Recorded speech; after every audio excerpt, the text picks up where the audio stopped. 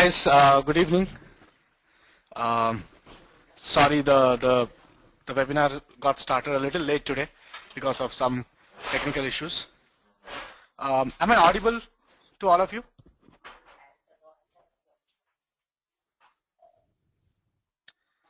Okay.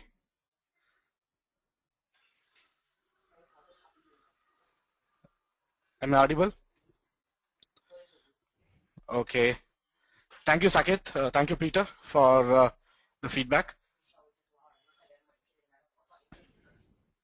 Okay, so I've seen that three of you have actually joined today, Peter, Rahul, and Saket. So, so good evening to all three of you. I'm a little apologetic because of technical issues. We couldn't start the class. I think Sachin would have given you the information. So let's. So given that we have already lost half an hour, let me not waste further time. I'll probably directly get into the session today. So as you know, today's a demo session for FRM, and I'm going to actually do this in two parts. The first half, I'll be primarily talking.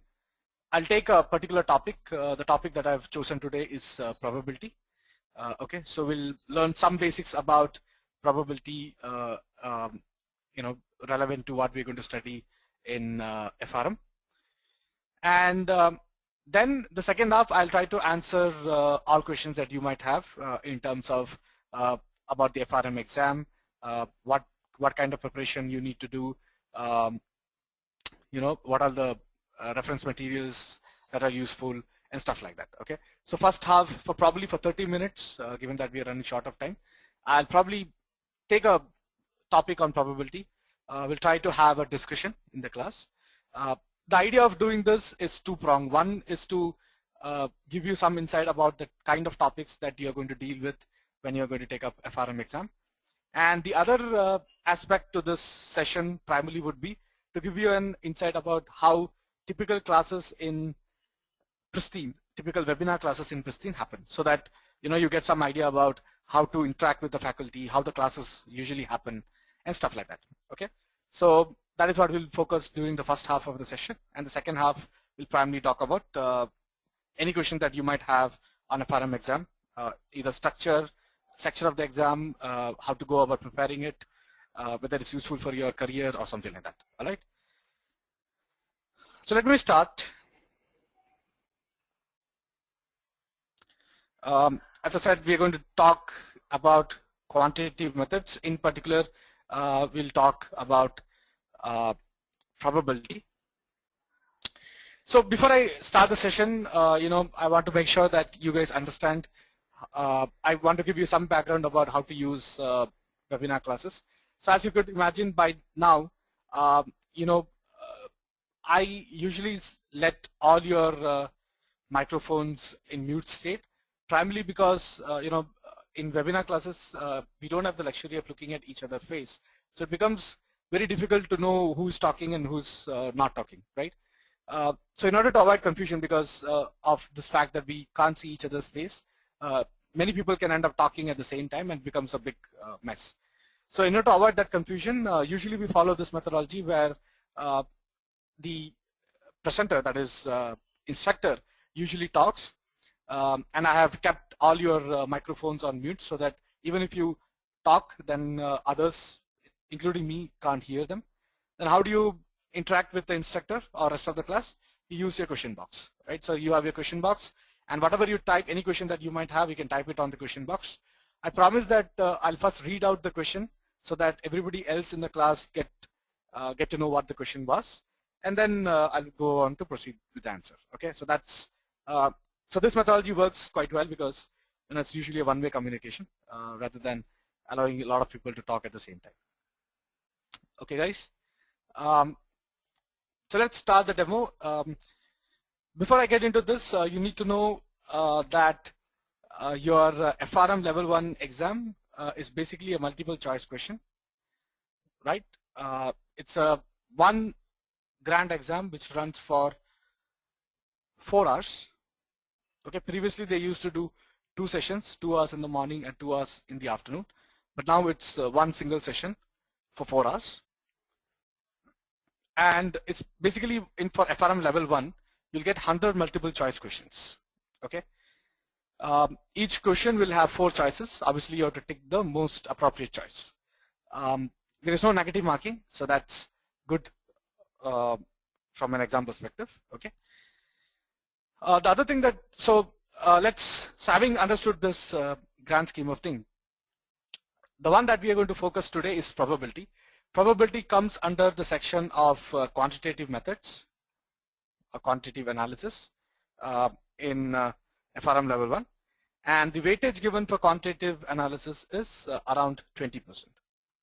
Okay, which means 20% of 100 questions, that is around 20 questions on the exam are likely to be on this topic, quantitative methods. Okay, so it's always better. So whenever we learn any topic, it's always better to keep in mind what the weightage for this topic is from an exam perspective, so that we can consider how much of effort we need to put in to learn this topic. Okay. Of course, the topics that we're going to see today are quite simple, and they are quite, barring probably 1 or 2 topics. I don't think, when I say today, I primarily meant the demo session. Just barring 1 or 2 topics, nothing much is very important from exam perspective. But in a usual class, I usually emphasize saying that these topics are important from exam perspective, and probably you need to put a little bit more emphasis on learning these concepts. Okay. So let's start with the basic. So what do you understand by probability? Anyone? What do you understand by probability? Any answers?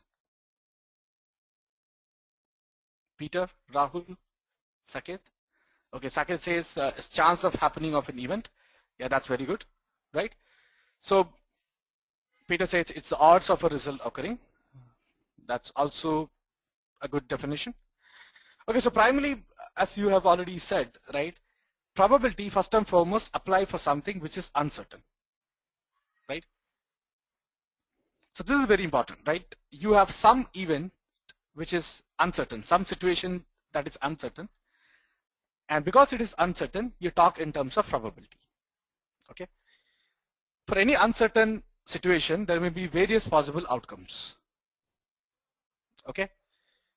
And for all these various possible outcomes, one of the outcomes is your event of interest, right? So let me take an example to explain these terminologies.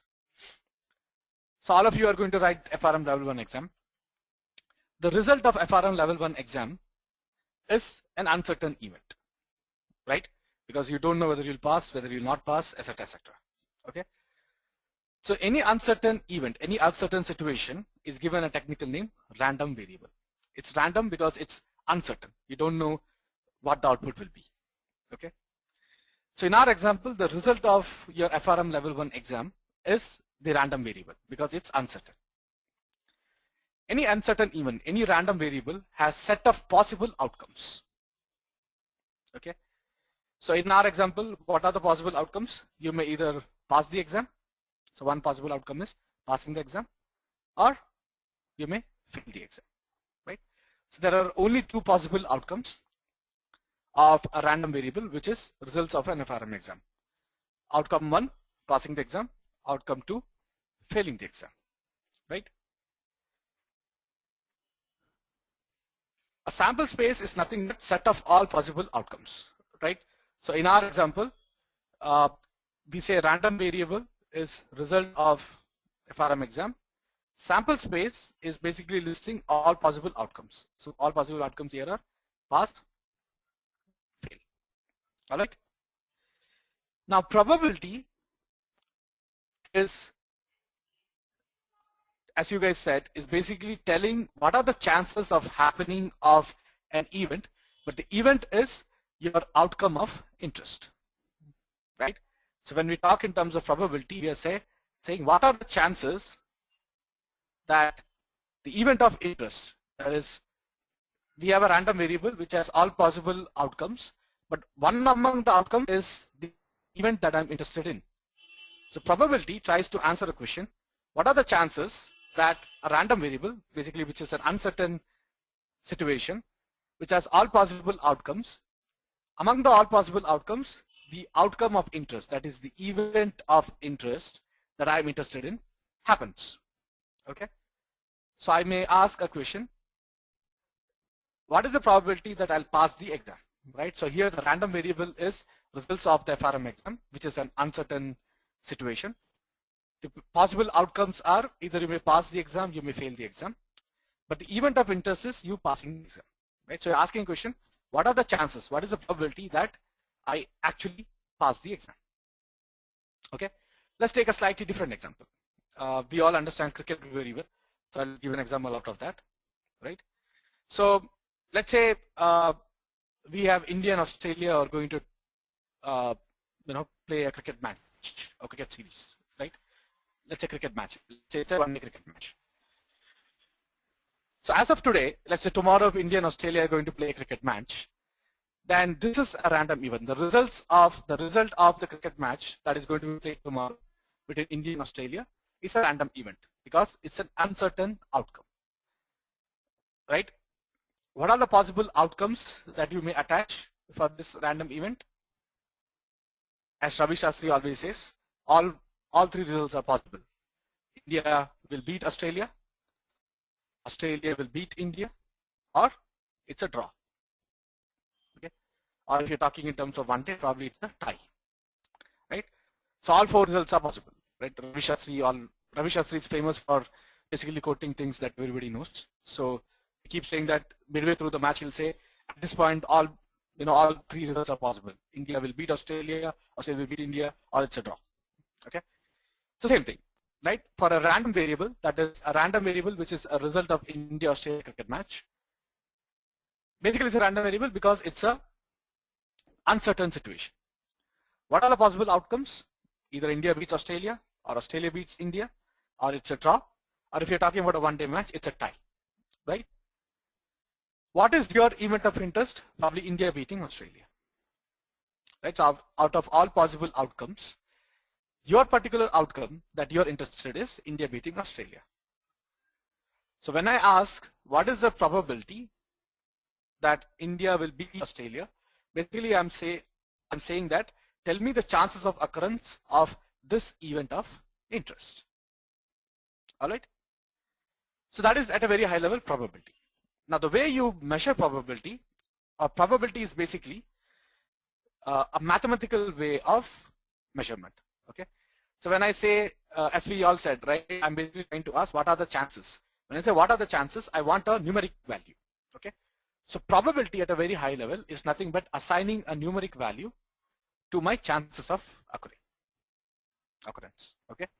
When I say tell me what is the probability that India beats Australia, I'm asking for a number, for a particular number that denotes my chances of occurrence. Okay. How do you calculate probability mathematically? Probability is basically defined as number of ways your event of interest is achieved, right, divided by total number of outcomes possible for a random variable. Okay. Let's take an example. We all know, we all have seen Mahabharata, right, where Shakuni throws this die and there are 6 faces, 1, 2, 3, 4, 5, 6, right? So let's take a simple example where I'm throwing a die.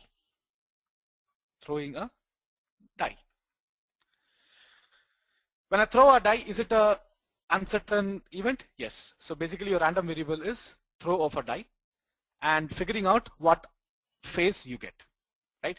So you may either get a face with 1, or you may get a face of 2, or you may get a face of 3, or face of 4, right? 5 or 6. So what are the possible outcomes? When you throw a die, your possible outcomes are, so random variable is throw of a die and noting the outcome. What are your outcomes or possible outcomes?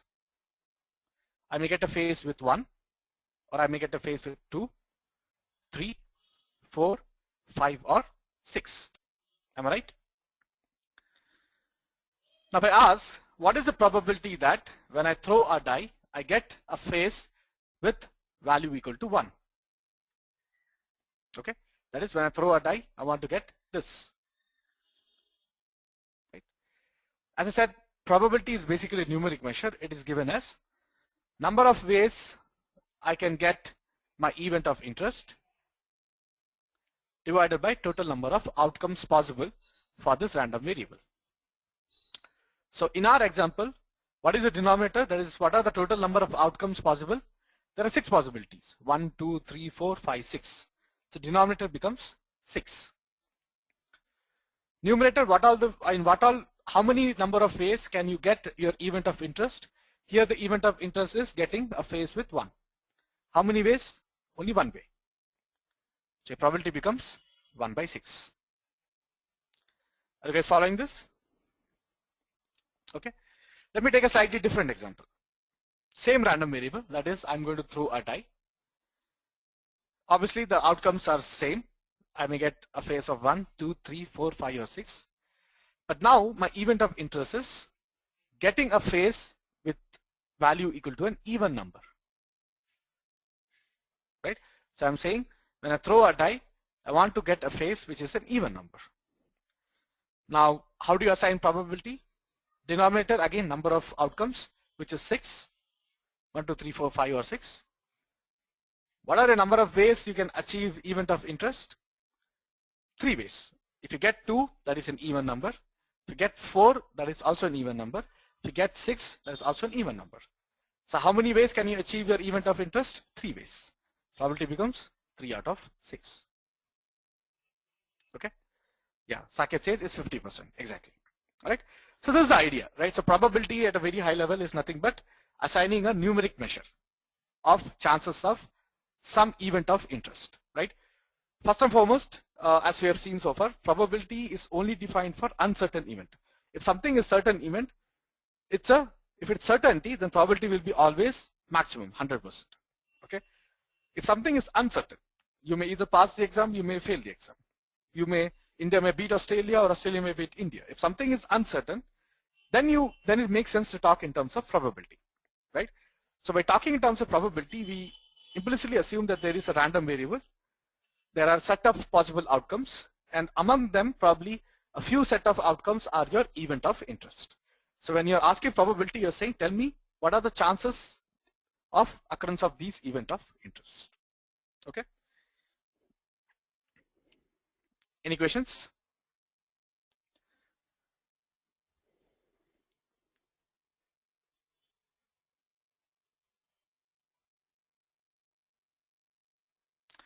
All right. So let's move on, right? So we are still talking about a few terminologies.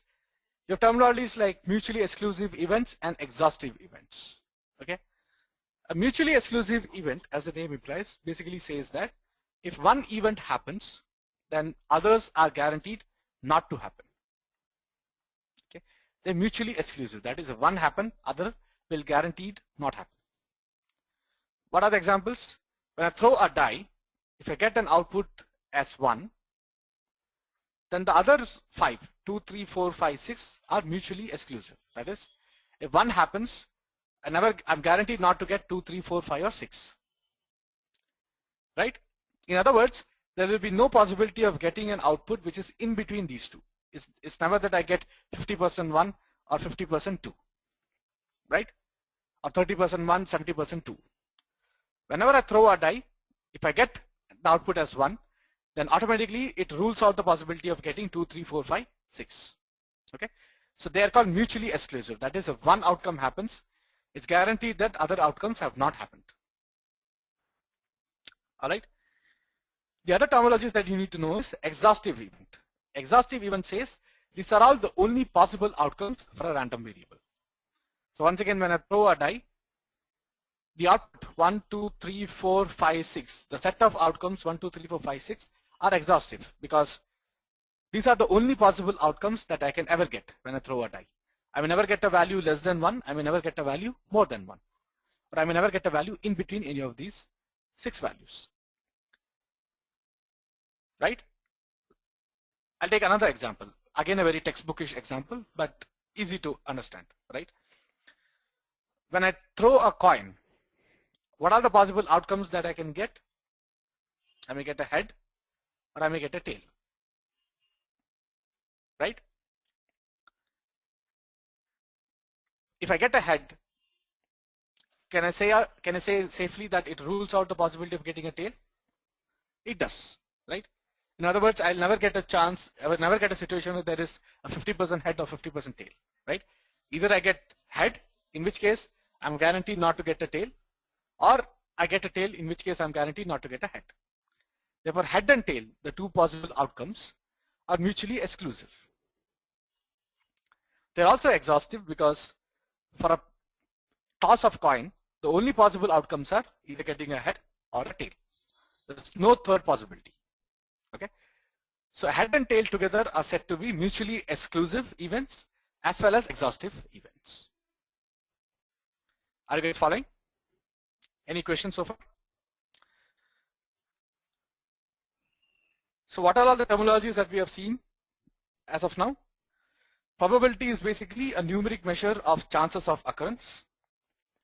Usually probability applies for a random variable, which is nothing but something which is uncertain. Any random variable has a set of possible outcomes, which are called outcomes. Set of all possible outcomes, a set, when it's a set, that is a combination of all possible outcomes, is called a sample space. Of the all possible outcomes, one outcome is what you're interested in, that is called event of interest. Okay, and probability is nothing but assigning a numeric value for that event of interest. And then we saw your events, when they are called mutually exclusive, that is when if one event occurs, automatically the other event is guaranteed not to occur. When they are exhaustive, that is if these two events are the only possible outcomes that you can expect, then they are said to be exhaustive events. Any question, guys?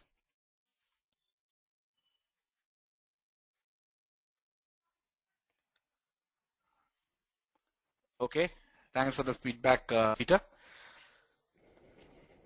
All right, so I'll move on. Right. Saket has a question, exhaustive events and sample space are the same. Yes, you're right. Basically, exhaustive events refer to individual events, saying that head, tail are exhaustive events. Sample space is collection of all exhaustive events. So mathematically, the difference is sample space is a set.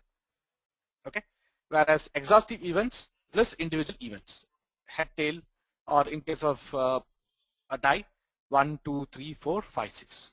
Okay, so there's not much of a difference. Mathematically, only a sample space is basically a set notation. Exhaustive events lists down individual events, saying that these are my all possible outcomes. But you are pretty much safe. That is, or you are pretty much right. That is, there's not much of a, from a common man's perspective, there's no difference between set of exhaustive events and sample space. Okay. Okay, so let me move on. There are two important properties of a probability. Okay. First and foremost, the important property is that individual probability value can never be less than 0%. It can never, or when I say less than 0%, or that is, it has to be always greater than 0%, or it has to be always less than 100%. Mathematically, it has to, probability has to always lie between 0 and 1. Even though colloquially we say, okay, how confident are you will pass the exam? We'll say I'm 120% pass the exam. Okay, mathematically that is incorrect. Your probability can never be more than 100%. Okay, either can your probability go negative. Okay, the probability of each and every event is a value between 0% and 100%. It can never be more than 100%. It can never be less than 0%. Okay. The other important property is sum of probabilities of all possible outcomes should always equal to 1. So in our example, if I toss a coin, the possible outcomes are getting a head or getting a tail, right? So probability of getting a head plus probability of getting a tail should be always equal to 1. The sum of possible probabilities, sum of probabilities of all possible outcomes should always equal to 1. The other example that we have, that is if I throw a die, probability of getting 1 plus probability of getting 2 plus probability of getting 3 plus probability of getting 4 plus probability of getting 5 plus probability of getting 6 should all sum up to 1. Okay. So these two are important properties. These two are essential properties for a good probability distribution. That is, probability of each and every occurrence should be a value between 0% and 100%, and sum of probability of all possible outcomes should always equal to 100%. Any questions here?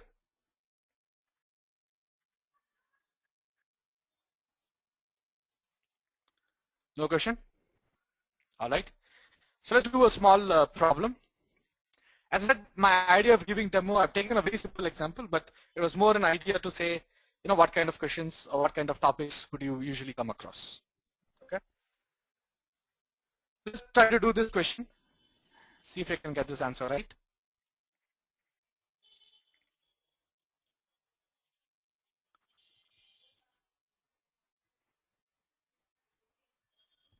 So the question is, which of the following is not a key property or probability function?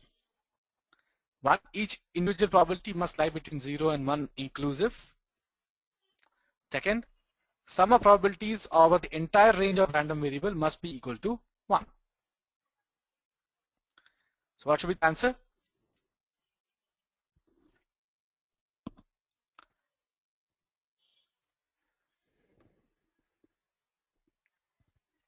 Yes? Is 1 an essential property of a probability function? Yes. That is, your individual probability must be a value between 0 and 1. What about 2? Sum of all probabilities over the entire range of random variable must be equal to 1. That is also an essential property of a probability distribution function.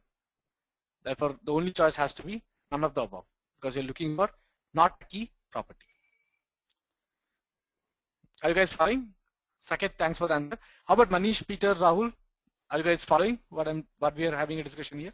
I know it's a little very simple topic, but I just wanted to give you some idea about the kind of topics that you will see. All right.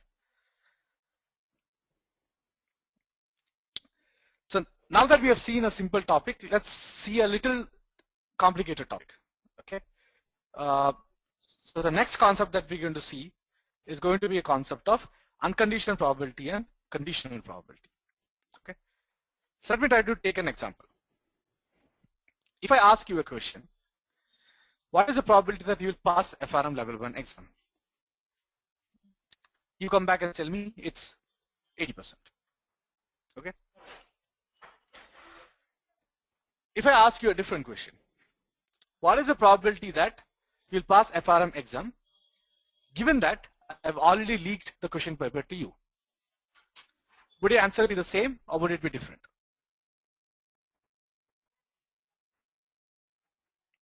Peter says it's 100%. Okay, all right. But basically what you're saying is the answer will be different, right? So what is the difference between first situation and second situation? In the first situation, I simply asked, tell me what is the probability of passing the exam. Okay. In the second situation, I gave you a condition. And what is the condition? I said, tell me the probability of passing the exam, given that I've already leaked the question paper. Okay. So this is called conditional probability. That is, a probability measure given a condition is called a conditional probability. In the first example, I was simply asking for a probability of an event and there was no other information given. That is, there was no other condition given. So this is called unconditional probability. Okay. Let's take another example to understand this better. Again, Indian-Australia cricket match. I ask you a question, what is the probability that India beats Australia? Okay, you say probably it's 50%. All right. Now, I ask you a slightly different question. What is the probability that India beats Australia, given that there's already rain that has happened in the cricket match? That is, it's a rain-affected match. Right? probably you tell me, oh yeah, India plays much better when the number of overs are less. So probability of winning India beating Australia when there is a rain is higher, 80%. Right? So what is the difference between this and this situation? Here I simply asked, tell me the probability of event of interest, probability that India beats Australia, without specifying any further information, without specifying any other condition. So this is called unconditional probability. Okay. Here I specified a condition. I said, assume that rain has already happened. Assume that it's already rained and the number of overs have already reduced. Now tell me what is the probability that India beats Australia. Okay. So when I say about conditional probability, the second part, that is a condition, there is no uncertainty. You just assume that this has already happened. Okay. There's no uncertainty about whether rain will happen or not. You've already assumed that rain has happened. So assuming that rain has already happened, now tell me the probability of India beating Australia or not. Okay. So this is the concept of unconditional probability versus conditional probability. Any question, guys?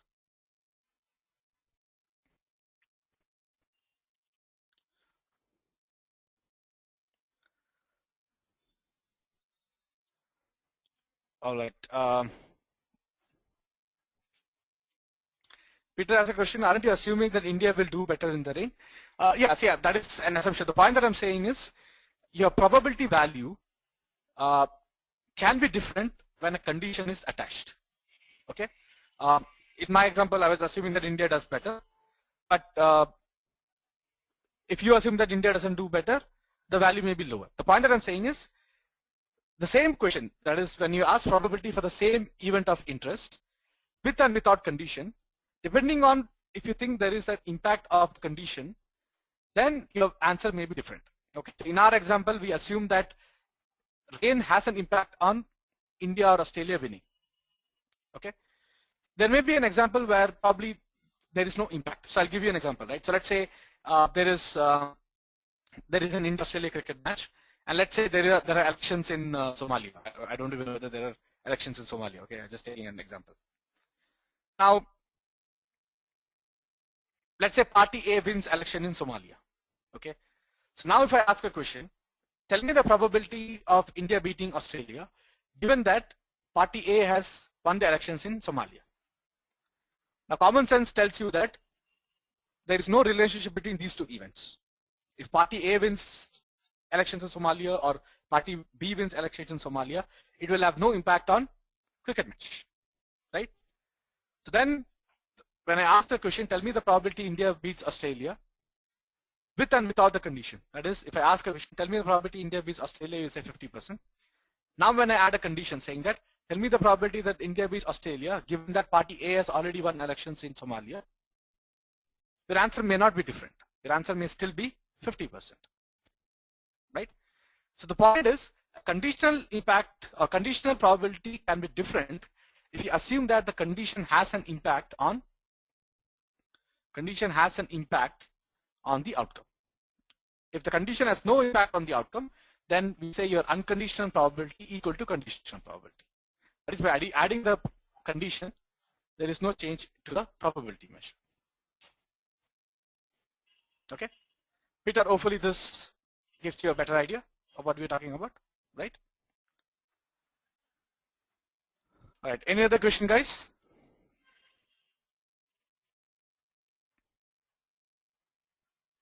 Any other question?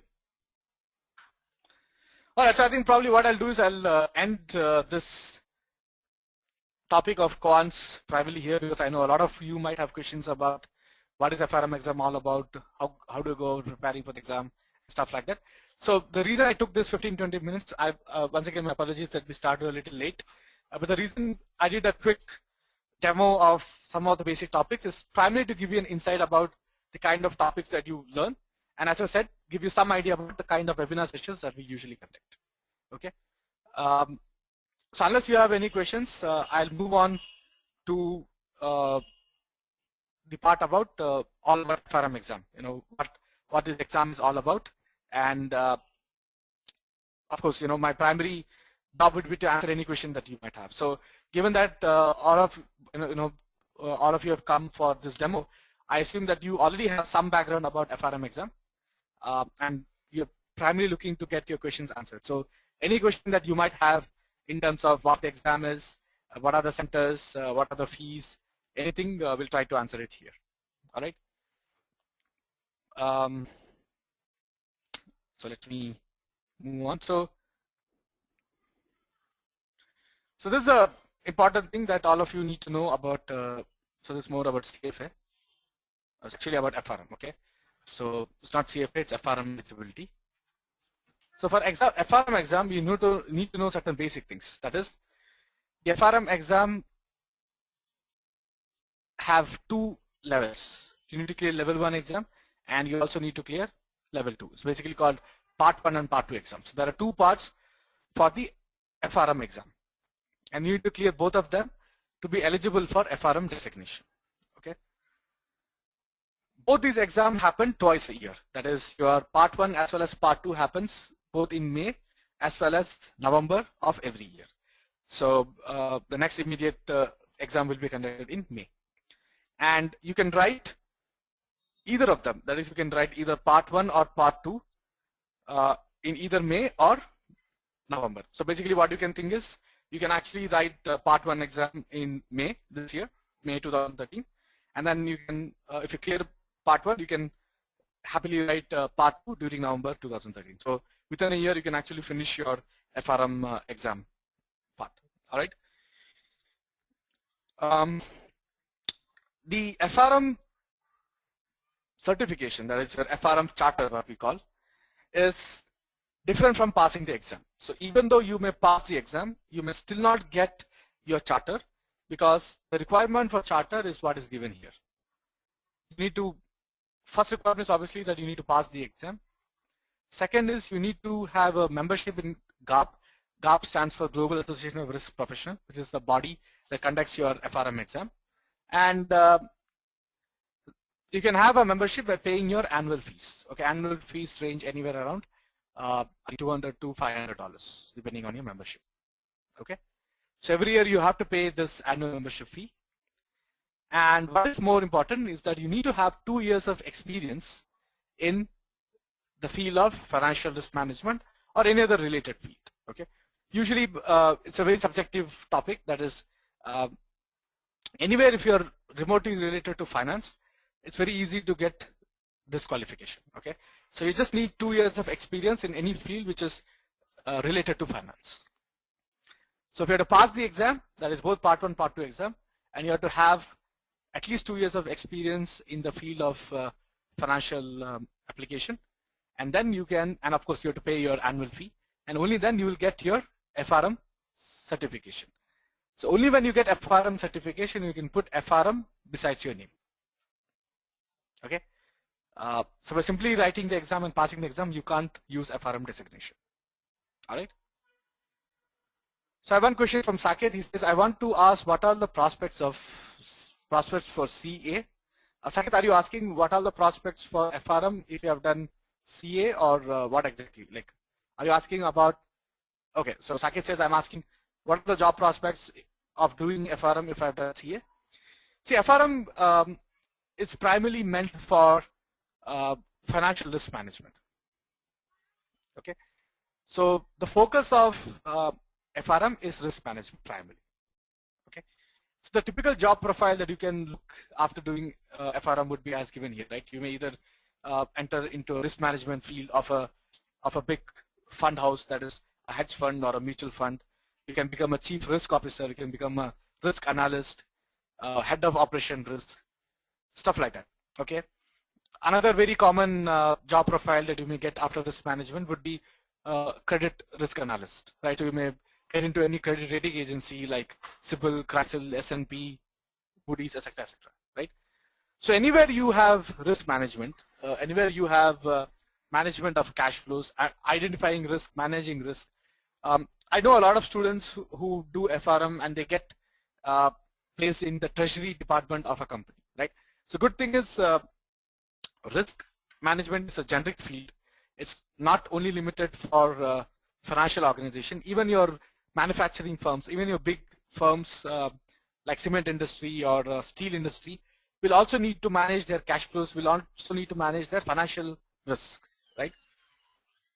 So by doing FRM, you get an opportunity to get absorbed in a treasury department of a company or a risk wing of a company and stuff like that. Okay. Now, Saket, to answer your question, right? If you have done CA and if you do FRM, then the idea is that if you have done CA, you already understand something about accounting, right? You understand a lot about auditing, accounting. So you can become a good auditor, and if you have done FRM, you can actually use that experience to manage risk along with auditing, right? For example, you can become a senior risk analyst, or you can become a auditor in financial industry sector, where you can actually audit, and you can also figure out how to manage risk in terms of auditing, or in terms of how to identify and manage this. So when you audit, you can figure out whether the company has managed or identified risk properly, right? You can become a operation risk analyst and stuff like that, right? What I would suggest is, for your profile, probably along with FRM, you should also consider an CFA, because CFA is more meant for financial analyst job. So given that you already understand accounting pretty well as part of CA, CFA would also be a very good natural extension for you. Okay, but FRM, as I said, the purpose is primarily focused at risk management, risk identification and management in a financial domain. Okay, Saket, so I think probably for you, a typical job profile would be obviously getting into your any credit rating agency would be a very good choice for you, because let's say if you are in any credit rating agency, you would need to analyze. Let's say you are let's hypothetically, okay, let's say you are rating bond or debentures in a firm, then you would obviously need to audit financial statements, and at the same time you need to question whether the company is managing financial risk properly, right? So that is a very good combination of your CA skills along with your FRM skills. Okay, so I would suggest that a credit rating agency sort of a job profile would be ideally suited for your profile. Okay, Saket, so hopefully I hope that gives you some idea. All right. So Peter has a question. I'd like to know the validity of the scores in Europe, mainly UK, since it's primarily a US accredited course. Peter, the good news is GAP, you're right, it's primarily a US based organization, but risk management is a field which is equally prevalent in any part of the world. In fact, if you go to India, Asia, Europe, or Australia, or even US, your risk management is a very important aspect. Okay, and that way I think GAP is a recognized institution. That is, to answer your question, your FRM designation is indeed a global designation, and many firms in UK and even Asia, not only Europe, even Asian organization, they recognize FRM to be a significant significant certification. All right, so it's definitely useful. And I personally know a lot of previous students who have got very good job profile in UK in particular after doing FRM. I know one previous student of mine who actually got placed in, I think it was Society General, as a counterparty credit risk analyst, okay, after doing FRM. And there are many more examples. Okay, so any European bank like your Deutsche Bank or your Barclays, they definitely have an opening for risk management, and if you have done FRM, they definitely will consider that as one of the important benchmarks in risk management application. So the good news for you is, yes, the validity of FRM is definitely quite significant. For that matter, in UK, US, as far as in Asian countries. All right, Saket has a question. 2 years of experience, 2 years of experience is necessary before passing the exam or after passing? Saket, it's actually neither. So you just need, so by the time you have passed your FRM level 2, you need to have a cumulative experience of 2 years. Okay, so basically what it means is your 2 years can be either before writing the exam, or while you were studying for the exam, you were doing in a job, so that experience also counts. So at the time of your, at the time of your exam, that is at the time you finished level 2, when you apply for chartered, you need to have cumulative 2 years of experience. That's all. Peter says, similar to Saket, can you give me some idea about what happens if I do SEMA plus FRM? Is it useful? Yes, Peter. SEMA, I understand, is more about your cost accounting. Cost accounting equivalent in Europe.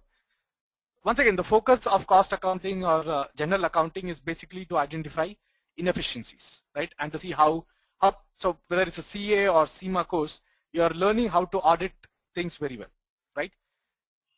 When you apply this understanding in a risk management perspective, so FRM teaches you how to identify risk, how to manage risk, right?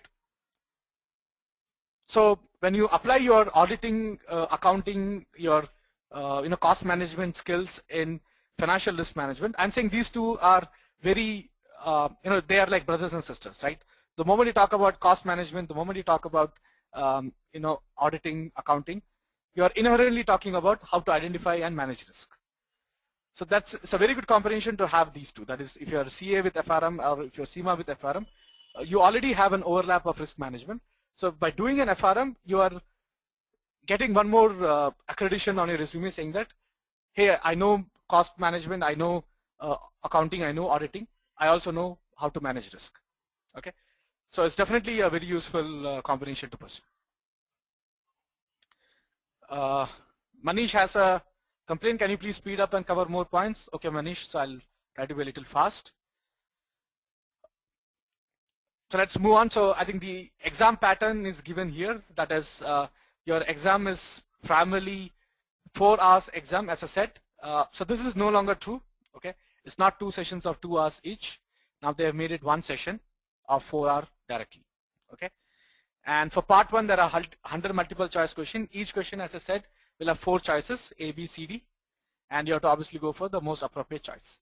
There's no negative marking, which means that even if you get a choice incorrect, you get 0 mark. You never get a negative mark, so which is a good thing, and which basically should encourage you to not leave any questions on the exam. Okay. Part 2 is a little tougher because the number of questions are less, only 80 questions, and even your level of difficulty is slightly different. Okay. Of course, you need to pass part 1 before you can even before your part 2 exam can be even evaluated.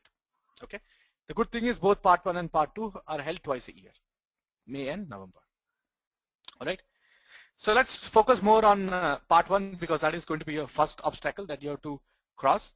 So part 1 has 4 major topics: foundations of risk management, quantitative analysis, financial markets and products, and valuation and risk models.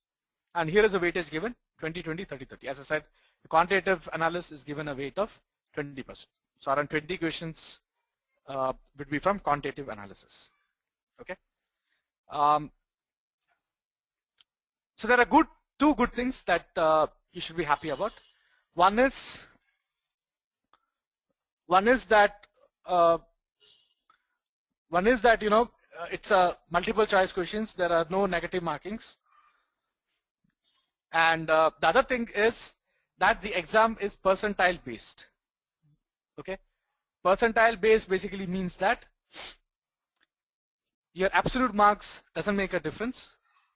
You are going to be valued based on a relative basis. Those who have written CAT or similar exam would understand what is percentile, right? So percentile basically means that your absolute mark doesn't, so it's not that you have to score 50% absolutely to pass the exam. Okay, it's more relative. So what I mean by relative is, let's say your topper could only score 80%. Okay, let's take an example probably to understand this a little better. Okay, let's say, so your traditional exams are absolute marks based. So what do you mean by that is, I have to score 50% or above to pass. Okay, somebody who has scored 49.5 will still be marked fail. Okay,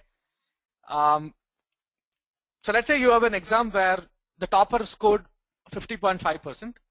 Okay, and 2 other students got 50% or 49.5%. So probably these 2 will be marked as pass. This student will be marked as fail. Okay.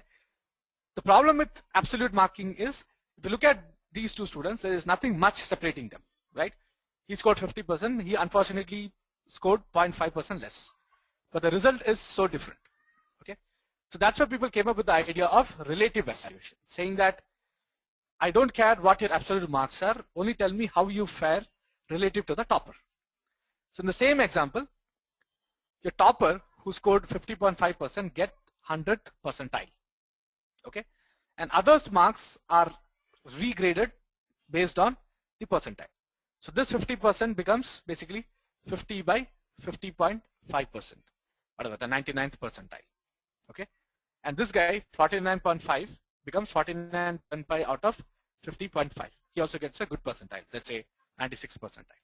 Okay, so this is how it is done. That is, you consider your mark in relation to the marks that the topper got. And then, so it's a relative valuation, which means that if you are anywhere in third or fourth quartile, that is, if you are in 75th percentile or above, you would usually pass the exam. Okay, so two good things for you from example 30. One is it's a multiple choice question. There are no negative marking, so you can even guess, and if your luck is with you, you can pass the exam. Second thing is, if you found the exam to be difficult, and if others also found the exam to be difficult, so that actually increases your chances of passing the exam, because on a percentile basis, you may actually come very close to the topper, or you may be the topper, you never know. All right, guys. Any questions? All right, Manish says good explanation. Thank you, Manish. So I'll move on. Okay. The next important question is, okay, when do I expect to write the exam?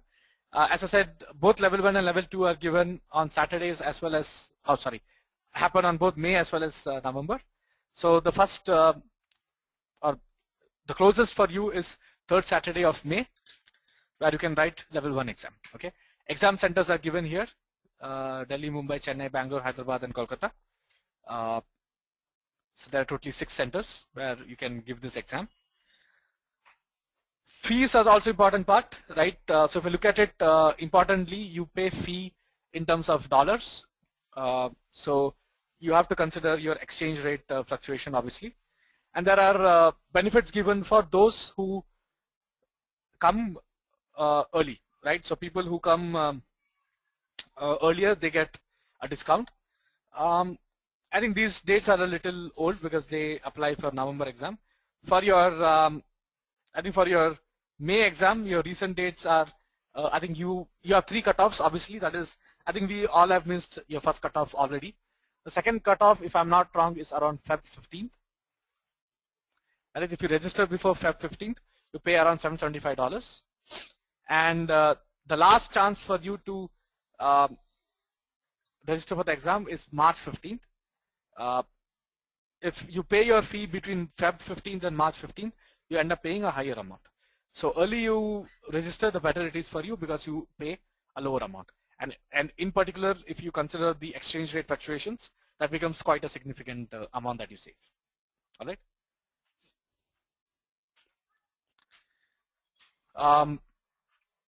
Finally, talking about your curriculum. So these are all the topics that you study. Part 1, as I said, there are only 4 topics. And the weightage is given here. Part 2, there are 5 topics. So you talk about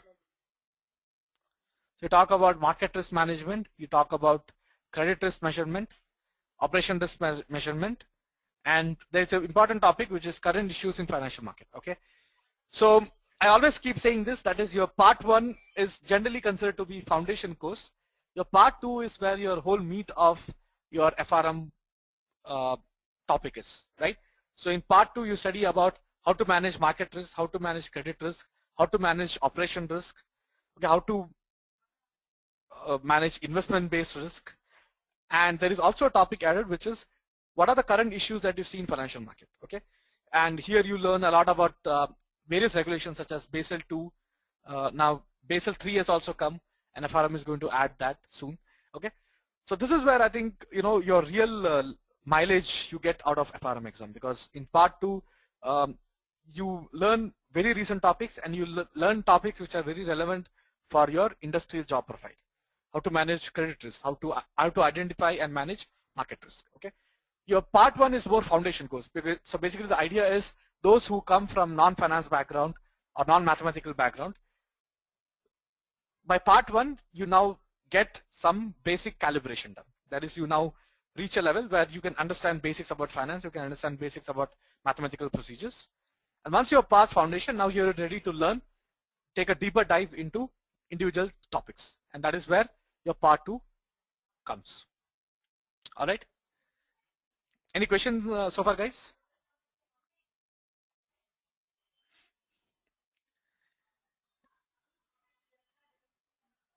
Peter has a question. Are there centers in UK as well? Yes, Peter, there are centers in UK as well. So what I suggest is you go to your GARP website, www.garp.com, and there is a link on what are the exam centers in various parts of the world. So you can check that. You can find, you'll definitely find a center in UK as well. Okay. Any other question?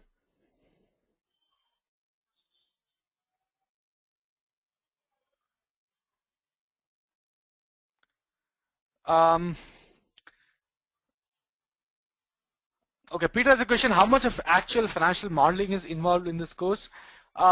Very less, Peter. Okay, so the idea of this course is more meant for learning the theory. Okay, so you learn how to identify credit risk, how to identify operation risk, and stuff like that. Okay, there's not much of concept on how do you there is no financial modeling that you learn as such. Okay, financial modeling.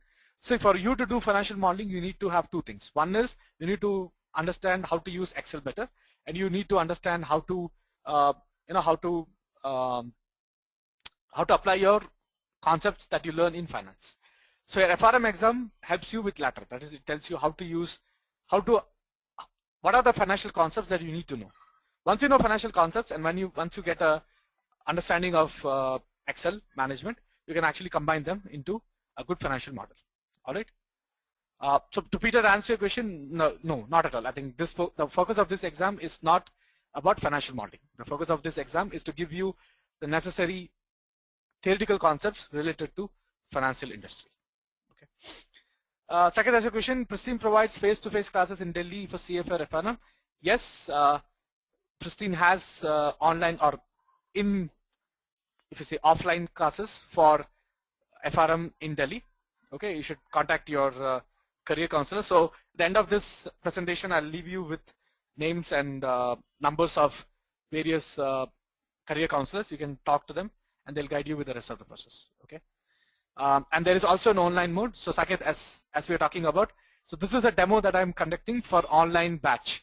The online batch is going to start very soon, most likely next Sunday or the Sunday after that. Okay. So there is always an online mode of learning which you can go ahead with. Okay. All right. So I'll keep moving on because we need to finish this presentation. See, primarily my goal is to give you an idea about FRM exam, right? So I will be more than happy to answer your question. So this presentation is only a tool for me to guide or structure the content. Given that most of you have already come for your FRM exam or already come for this demo, I assume that you have some basic idea about FRM exam. So I'll be more than happy to answer any questions that you might have. Okay. So my goal is not to complete the presentation, rather to make sure that all your questions are answered. Peter has a question. Can you mention the past percentage of students enrolled with Pristine for FRM? Yes, Peter, I have an answer for that as well. So this slide should give you that information, right? So last year results, we have seen a success rate of around 65 to 85%. Okay.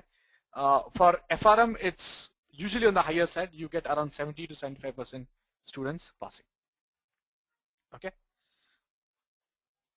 All right. So that, of course, this percentage is based on students who have enrolled for the coaching and have finally decided to write the exam.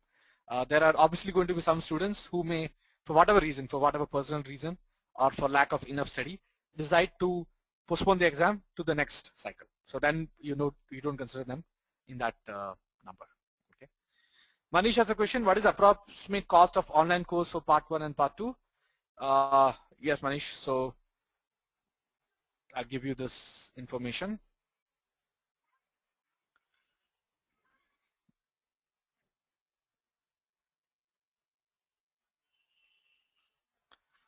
Here is the point, right? Here is a slide that gives you this answer. So your cost for part 1 is given here, right? 15,000, and yeah, I think part 2 is not mentioned, but part 2 is similar amount, 15,000. Okay, so the cost of Pristine classes for part 1 is 15,000 and 50,000. Okay, same. So the course fee is same whether you are taking online mode or you're taking offline mode. Okay, because the course content is exactly identical. So whatever material you get, whether it's an online material or printed material, the course content is exactly identical. Okay, so that's why there is no distinction made in terms of your price. Saket has a question: does Pristine provide any placement assistance? No, Saket, Pristine doesn't have a placement wing. Okay, so there is no official responsibility of Pristine to give you any placement assistance. But having said that, see, Pristine is a large body of network with a lot of industry experts who have association, right? So people like me who are working in the industry, and there are many more faculties who are. So probably I didn't give you my background. I am both CFA and FRM. Okay, that is, I have done both CFA certification and FRM. I'm both a CFA charter as well as an FRM charter, and I work for a hedge fund industry. I've been working in this industry for close to 10 years now. Okay, and all your faculties are going to be similar profile. That is, they have done CFA or they have done FRM, and they have significant experience in working in financial industry. So Pristine basically have so many network of people, who are working in the industry day in and day out. So whenever I come across any job opening in my firm, I pass a word to Pristine. Pristine may actually put it on their Facebook page or any other blog page, and you may get that information, right? So the point that I'm saying is there is no placement wing for Pristine, therefore there is no guaranteed placement offered, but you always get 1 or 2 job offers, or there are a lot of job offers that keep pouring in on Pristine websites or Pristine blogs, primarily by a word of mouth. So people like me or somebody else who are associated with Pristine as far as working in the industry, we pass on whatever job openings we come across, we pass on to Pristine so that students like you can benefit out of it. All right.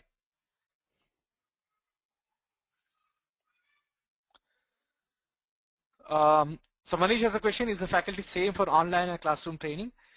Yes, in the sense that if you look at me, I take online classes as well as I take in-person classes. Okay, so I am based out of Hyderabad, so I do both. All right. So to answer your question, yes, as I said, from Pristine perspective, we don't make any distinction between your online classes as far as your actual in-person classes. Okay, the content is same, the way it is conducted is same, even the instructors are rotated among these batches. Okay, Peter has a question. There were a couple of slides with some formula in them. Can you please run them too? Sure, Peter. See, the idea of this slide was basically to give you some idea about what are the topics that you learn. Okay, so for example, when you learn about financial market products, okay, which is a topic FMP, which is a topic in FRM level 1. You learn something about concept of continuous compounding. You understand how continuous compounding is different from discrete compounding, and you understand how to value a derivative such as a future or a forward. Okay, so this is a formula that is F, that is the forward price, equal to current spot price e power RT plus C, where C is your carry cost. All right. So again, I don't want to get too much into details of these concepts because I probably need a good 2-3 hours to explain this concept. The idea is, these formulas. So I think the point that we are trying to get is, the first line of this slide. That is, if you look at 3 or 4 years sample paper, there are practically 2 to 3 questions from each of them. Okay, so that is a challenge. That is, your syllabus is quite vast, and you can't say which topic is really important, which topic is unimportant. There are definitely questions asked from almost all topics that you can consider. Okay, and that is where I feel that something like Pristine can help you, because as a faculty, we have good experience. So I closely monitor. I'm also associated with GAP, and I have personally been involved in contributing question bank to GAP. So I have a fair idea of what kind of questions GAP are looking at and what kind of, what is their examination philosophy. Okay, and I'm sure many other faculties also have that level of experience, right? So that is where I feel that something like Pristine can help you give that insight into the examination. So we can give you information like what are the topics which are guaranteed to have a question on the exam, and what are the topics, what are the important parts when you learn a concept, what are the important takeaways that you need to have so that you're prepared from an exam perspective, and stuff like that. That is what are the important tips that you need to follow for answering questions like probability, questions like regression, etc., etc. Okay, so these are the important insight that people like me and others who work in the industry and who are associated with GAP specifically for the purpose of examination setting and evaluation can bring to the table. So I have a question from Manish who asks, are 10 days of training sufficient to cover the portion? That's a good question, Manish, right? So basically what we are saying is, when you do take up FRM part 1 as part of Pristine, 10 days of training means, so first of all you need to understand that each training is 5 hours of duration. Okay, so we conduct classes, so each topic will be for 5 hours of duration, which means that you have 50 hours of classroom lecture session. Okay, apart from that, you also have online revision classes. So what I mean by that is, let's say you sign up for any FRM program in person. So in person anyway you will be taking in-person classes, and you can always hook on to the next webinar session that is happening. So that also comes to you for free. Okay. Then there are mock tests also conducted, 2 of them. Okay, and you get 20 hours of online tests as well. So Manish says, can you explain that? So basically what I'm saying is, let's say if you're taking FRM session from Pristine in person, let's assume you're based in Delhi. So in Delhi you can actually attend in-person classes. Your in-person classes also run parallel to your webinar classes. And what is good thing is there is a space between them. So basically what I mean is, if you're in person, so let's say today in Delhi, I'm just taking an example, okay? Let's say today in Delhi, I covered quants 1 topic. Then probably 2 days later, that is, or 2 weekends later, that is 2 Sundays after, I will have the same topic covered on webinar session. Okay? So in case you miss your in-person class, that is in case you missed your in-person class in Delhi, you always have breathing space to go and take the class on the webinar side. Okay, so this is the advantage that you get if you're upright for a in-person session. Now what happens for those who have only enrolled for online session? Not a problem, right? So in case you miss a particular class, we have recordings for each and every class. Okay, so when you go to your login, you can actually access all the recordings. And let's say when you go through the recording, and you can replay the recording as many number of times you want. Okay, and let's say when you're going through the recording, you have a question and you want to ask that clarified. What you should do is, there is something called a Pristine forum, okay, where you can simply post your question on the forum saying that I was going through this recording and this is the doubt that I have. And somebody from the Pristine faculty, it may be me or somebody else, will guaranteed get back to you on that question.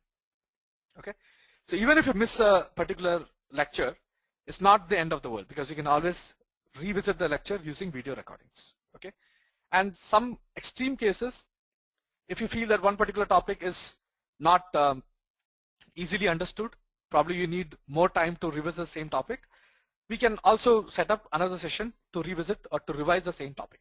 Okay, so Manish, to your point, it's not that your 10 days of lectures are the only thing that you can ever expect.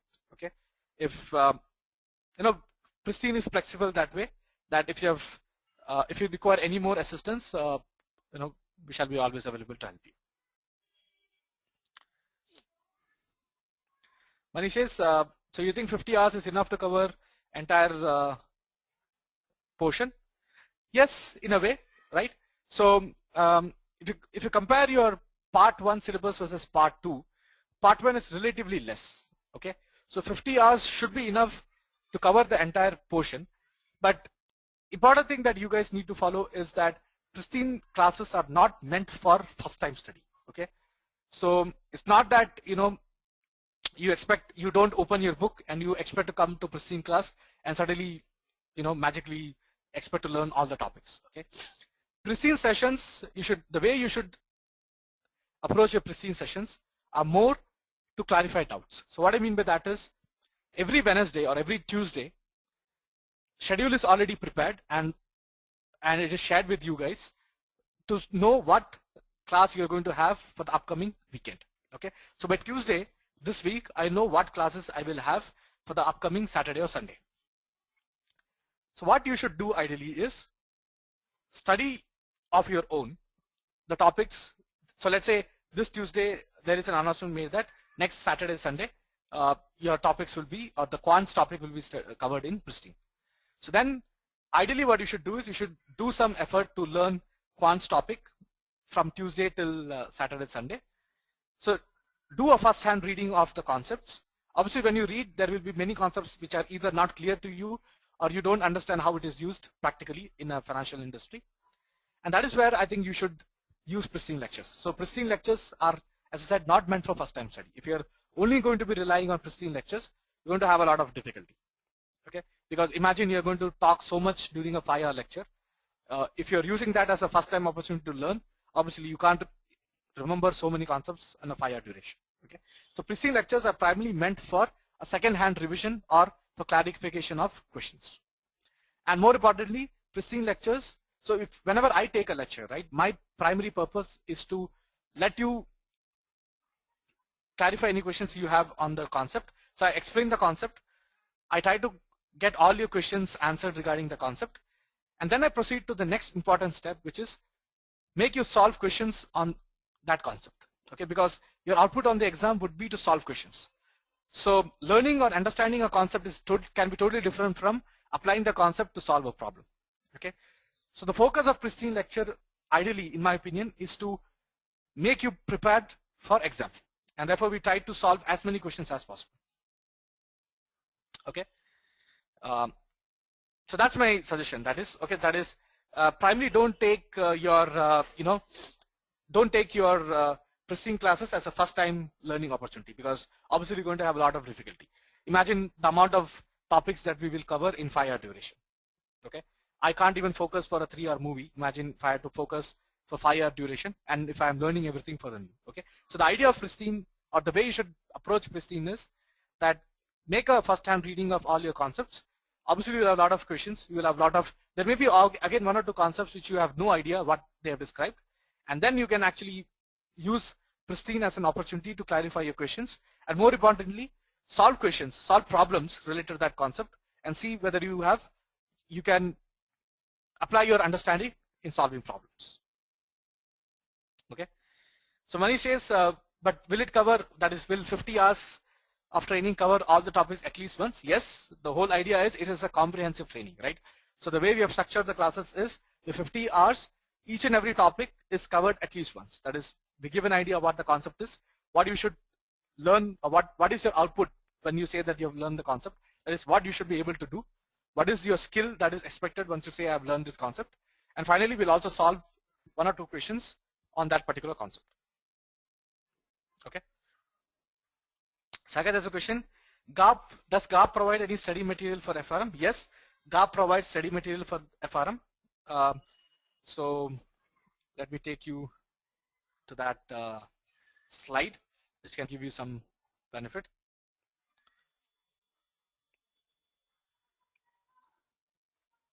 So you should focus on this slide. So GAP gives you something called as GAP code reading.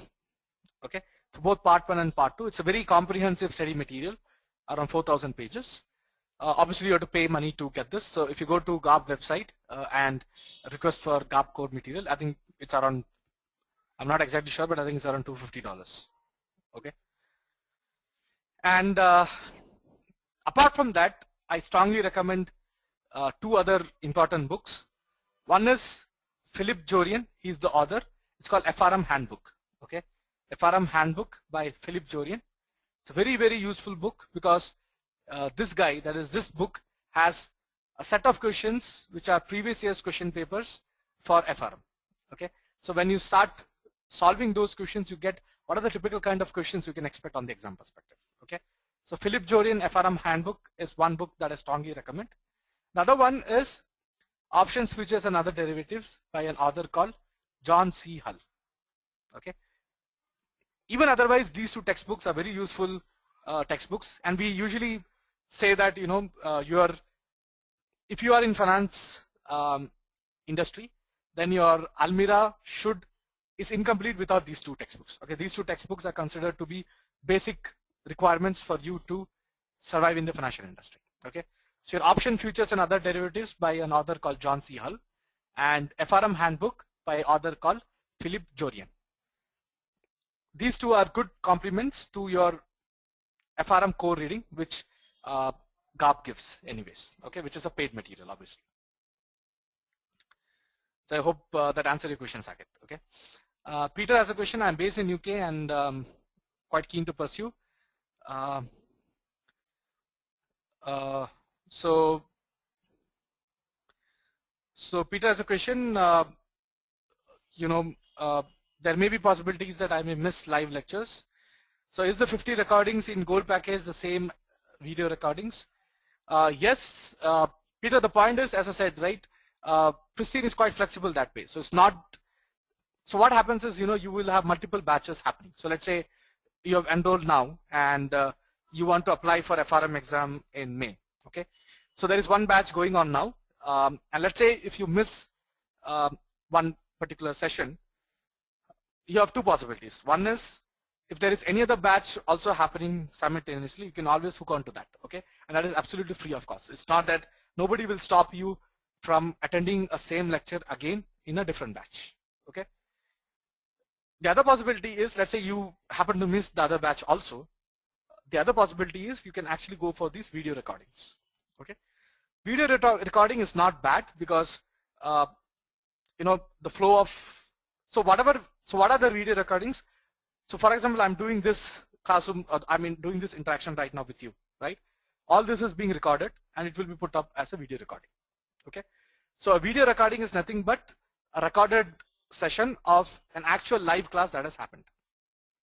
Okay, and once you go through recording, if you have any questions, then you can always put it on the Pristine forum and somebody would answer that for you. Okay, obviously, yes, I agree with you that the best choice is to be part of live recording, because when you are in part of live session, then you have a live interaction with faculty. So just like we are doing now, you can put up a question, I can read the question, I can interact, I can answer that question then and there.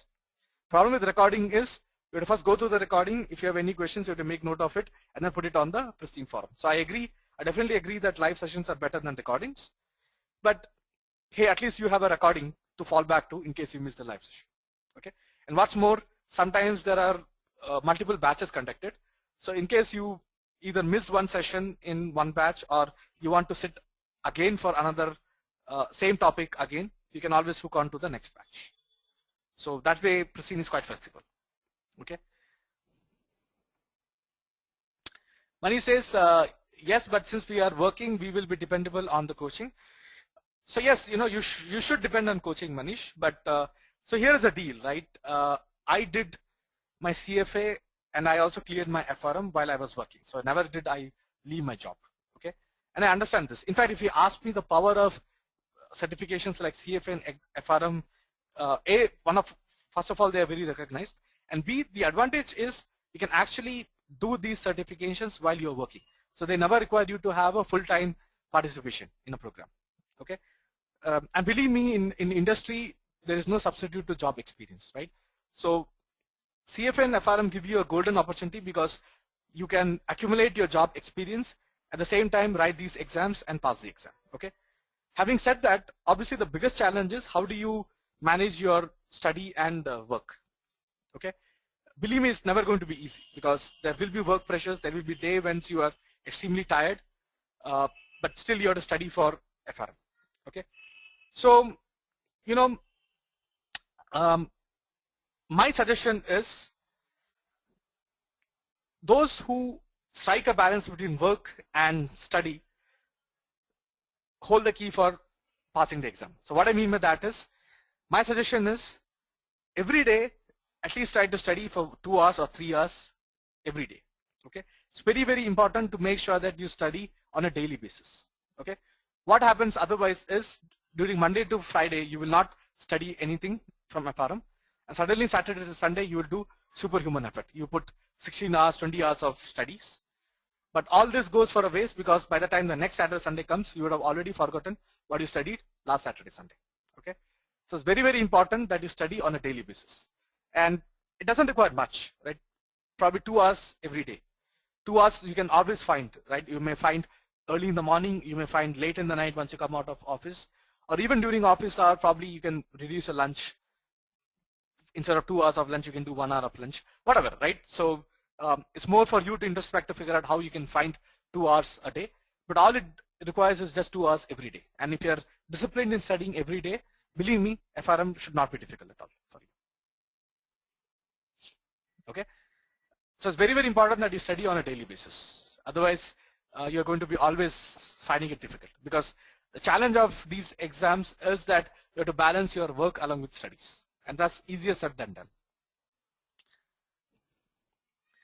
Peter has a question. I have a personal question as an industry expert and someone who has firsthand done these courses. How significantly did FRM boost your career? Yeah, that's a good question, right? See, in my case, what happened is I come from an engineering background, so I basically started my career as a developer. But given that I was always working with a hedge fund, I was primarily working in the financial industry, the financial domain attracted me a lot. So that is where somewhere middle of my career I decided that I want to learn, I want to make a mark in financial industry. And what I did is I first started with CFA. So I started with CFA level 1. Along with that, I did FRM level 1. Then I did level 2, CFA, level 2 FRM, and CFA level 3. Okay. So in my case, particularly, I have done both a combination of CFA and FRM. Okay. And what did it do to boost my career? Significantly. Okay. So you know, why do we all work? Because we want to earn more. Okay. And without giving you my actual numbers, what I can say is, before my salary package, before doing CFA and FRM, and after CFA and FRM, the difference is 10x. That is, I am earning 10 times, and that too I'm talking about take-home pay. I am earning 10 times what I used to earn 3 or 4 years back when I didn't do CFA and FRM.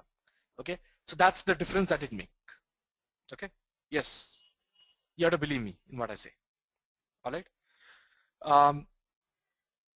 And again, you know, it's more about negotiation, right? So I was very clear what I want to do in my career. Many of us are not actually. And for me also, you know, it took a lot of time to figure out what I really wanted to do as part of my career. And I always wanted to have a hybrid job profile. So I could negotiate my job profile. So what I told my management, so first and foremost, you know, I have been working in the same firm for 10 years. Okay. So I didn't leave my job.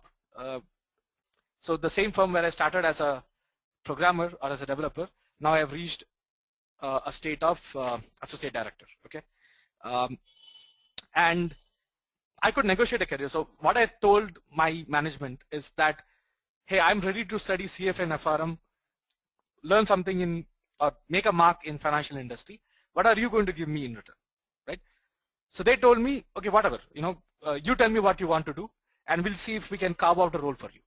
And I said, this is what I want to do. So if you look at my current job profile, I do a hybrid of both technology and finance because I always wanted to have a career which is a combination of these two, right? So right now I take care of I'm basically into middle office and back office functions. So I take care of my portfolio trade accounting, I take care of valuation, I take care of risk management, I take care of business analysis, and there are also a set of developers who report to me. Okay, so this is my job profile. There are around 40 to 50 people now overall who report to me either directly or indirectly, and I've moved all the way from being a programmer to a associate director, which is a senior management role in the firm. Okay, so the point that I'm saying is, it opens up opportunity for you to negotiate.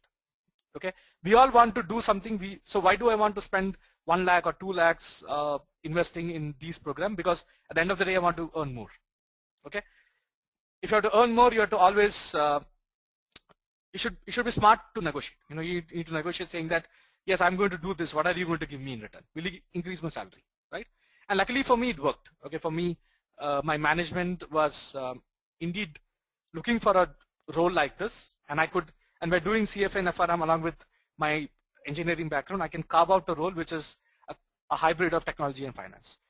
So, probably you can also attribute a part to the luck because, at some point it is also about being at the right time at the right place. Okay, so in my case, luckily there was a role that I had in mind, and luckily my firm was willing to give that role for me. Okay, so everything worked fine. Okay, the point that I'm saying is, whatever you study, okay, and whatever designation, whether you do MBA, whether you do CFA or FRM, your goal is eventually to earn more money, right? And when you do things like CFA or FRM, the good thing about them is they are all recognized certification courses. Okay, so that opens up your negotiation skills. So you can either, if you're looking for a job change, again, your resume, the moment it says you have done either CFA or FRM, it's definitely a good power on your resume. Or even within the same organization, if you want to go scale up the ladder, it opens up chances of negotiation. So that's what I'm primarily saying. Saket has a question. I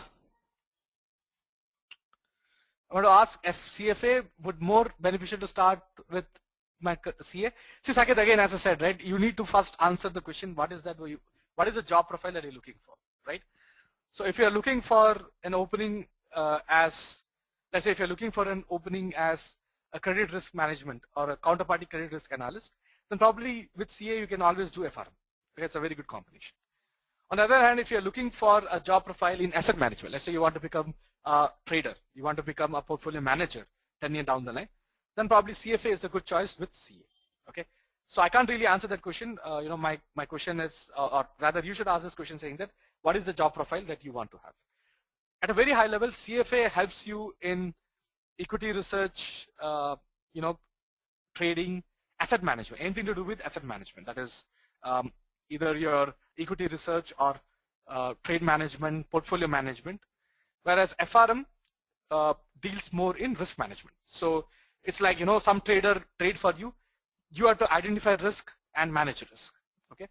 Usually your CFA and FRM is a deadly combination to have, because if you have to be a successful equity analyst, or if you have to be a successful portfolio manager, then you need to know how to manage and how to identify, manage risk, at the same time how to take good investment decisions. So your CFA and FRM together is also a very good combination to think about.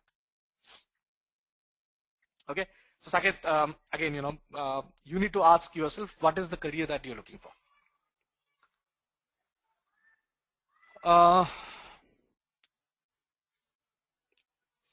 Manish says, will you also cover all subjects for part 1 in today's webinar? No, Manish, actually we are already overshot the time for the webinar. The idea of today's demo, so today is a demo session, right? Demo are like your movie trailers, okay? So we give you enough insight, at the same time not telling you the actual topic, okay? So, okay, Peter says, the volume is muted. So I hope, can you guys hear me properly now? Okay, all right. Peter says back again. Okay, thank you. So as I said, right, the idea of demo session is primarily to give you some trailer about what lies ahead for you. Okay, it's like a trailer of a movie. So obviously we can't get into too much of detail of each and every topic, but I hope it gives you enough information about what your rest of movie is all about. That is what your rest of FRM exam is all about. And what is your end result of doing FRM exam. Okay. So demo sessions are usually conducted for 2 hours. And what we do is we usually take one particular topic and try to talk about it. So I think, as we did about probability. Unfortunately, I couldn't do much there because we already started a little late. So my apologies for that. But hopefully you get some idea about what FRM exam is all about and what are the typical topics that you will see once you sign up for this. Okay. Any other question, guys?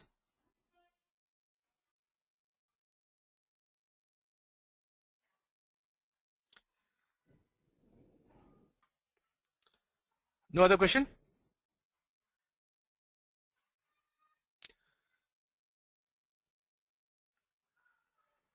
All right. So it was great interacting with you folks today. So thank you, Manish, Peter, and Saket. It was very good interacting with you. So once again, all the best from my side. I wish you all the best in your future endeavors, and I hope to see you. I hope to interact with you further in upcoming, webinar sessions for Pristine. Okay. Unfortunately, as of this time, I can't, for regulatory reasons primarily, I can't give you my email ID or my phone number, or even I can't disclose where I'm working. But probably, I can share with you once we actually take an actual class. So I think as per the confidentiality agreement that I have, I can't share my information unless, you are students of Pristine. Okay. So I'm very apologetic for that. So I hope to see you in an actual class, and probably then I can share my details with you. All right. So once again, guys, I really appreciate interacting with bright minds like you. All the best for your future endeavor, and I definitely hope to see all of you doing great in your careers. Okay. And I also hope to interact with you guys in future sessions for Pristine. Okay. All right. Thank you very much. Have a great week ahead, and have a good rest of the weekend, whatever is left. Okay. Bye. Good night.